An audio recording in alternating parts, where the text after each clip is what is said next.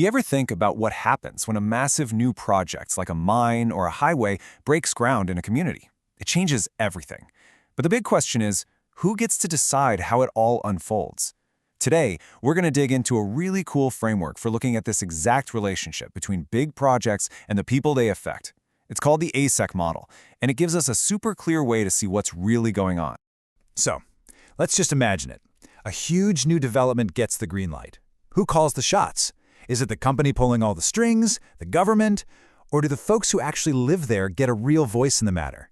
You know, this single question is at the absolute heart of so many conflicts all over the world.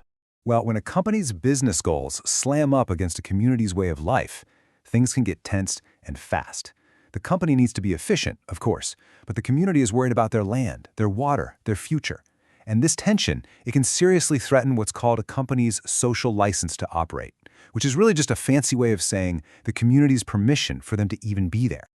So how in the world do you manage all this? Well, we're going to walk through a super practical tool for this exact challenge. I want you to think of it like a ladder, okay? A ladder with 4 rungs that can take us from a place of conflict all the way up to collaboration. It's a way to actually measure and, more importantly, improve how companies and communities work together. All right, let's start our climb. We're going to begin at the very bottom. Level 0, no involvement. And yeah, it's pretty much exactly what it sounds like. This is rock bottom, where there's just a total disconnect. You can just feel the breakdown in this diagram, can't you? You've got the company up top making every single decision on its own, what projects to do, where to put them, how to fund them, and then way down below you have the community just completely left out and confused. That huge red X through the middle says it all, doesn't it? Zero connection. So at this level, it's like the company is in its own little bubble. It decides what it thinks the community needs and just plows ahead with its own projects, without ever really asking the people who live there. And the result? Well, there's no shared value, just a decision handed down from on high. This quote just nails the whole mindset. It's simple, it's powerful, and it's a huge problem. It all boils down to 2 words: we decide. There's just no conversation to be had. Okay, moving on, let's take our first real step up this ladder. This brings us to level 1, community consulted. Now, it might seem like a small step, but believe me, it's a really important one. You can see the shift right here. The company's still in the driver's seat, but now it comes to the community with a project idea. In this case, a water dam that helps them both out, and they ask for approval. The community gives the thumbs up. But look closely. Who's still managing the whole thing? Yep, still the company. So here's the thing. Yeah, there's community participation, but it's pretty much limited to just giving a green light. The real power, the management, all of that is still held tight in the company's hands. It's definitely better than nothing, but we are a long way from a true partnership. And this phrase, it really captures the whole vibe, you know? It's a transaction.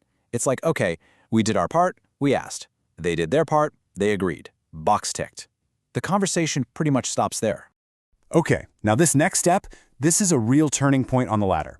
This is level 2, co-management, and this is where we finally start to see what a genuine collaboration looks like.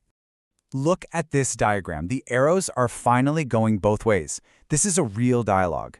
And the example they use here is fantastic. It's participatory environmental monitoring. This is where the company and people from the community are actually out there, side by side, collecting water samples, analyzing the data together. And this is just a huge shift. Because by managing this stuff together, they're not just sharing the workload, they're building trust. I mean, think about it. When both sides trust the data because they gathered it together, they can actually start to trust each other. This is where real shared value starts to happen. You can feel the breakthrough in these quotes, right? It's not their data versus our data anymore. It's just data. And that agreement, that moment where they see the same results, leads directly to trust. And that trust is the foundation for everything else. So that brings us to the very top of the ladder, our final section. This is level 3, community manages. This is the goal, the most aspirational stage, where the focus flips completely to independence and empowerment for the community. At this point, the whole dynamic has flipped on its head. The company is now in the business of handing over the keys, the management of crucial local infrastructure like hospitals and schools, to the community itself. The company's role changes from being the boss to being a facilitator.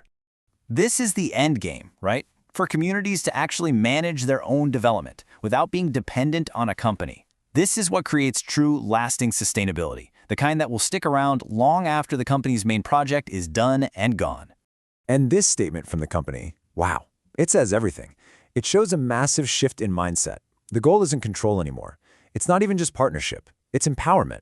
It's about building up the community so it can thrive all on its own. So we've climbed this whole ladder, from total disconnect all the way up to full empowerment.